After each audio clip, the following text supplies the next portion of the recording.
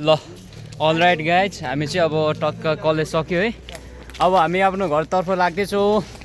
Hello केटाहरू के छ यात्रा ग्याङहरू यात्राहरू। ल ल यो मालहरू पुरा होलसेलमा छ है, चाहियो भने सेलमा छ सबै है। के छ अनुप? हाम्रो मेन क्यारेक्टर चाहिँ यहाँ हुनुहुन्छ इस्माइलले किलर छ नि त केटाहरूको। फेरि नयाँ कभर पनि रहेछ मान्छेको देखिसक्यो। यो मान्छेले क्लासमा यस्तो बेइज्जत गरेको नि चाल।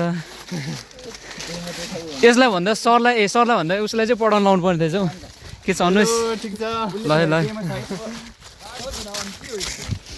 यो चाहिँ कुन ठाउँ भन्नु होला है?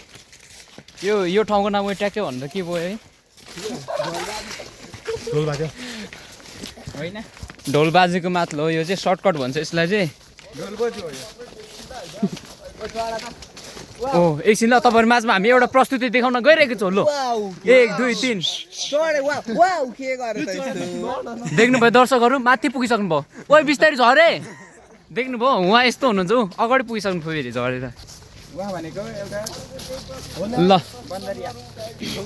हाम्रो ओइ केटा एकछिन यता हेर्नु आउन यता यार। हाम्रो यात्रा ग्रुपबाट हजुरहरूलाई 83 सालको अहिले नै शुभकामना है।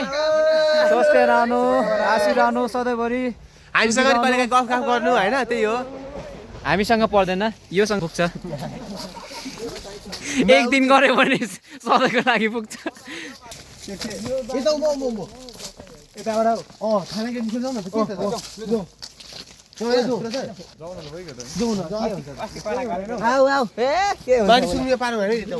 हेरो साथीहरू, हान्दी साथीले अस्ति यही बाटो आउँदै यिनीहरूले डुबाएको थियो कि सुम्नीमा पारुवाङ भनेर झन्डै पुलिसको डन्टी गार्नु लाग्थ्यो।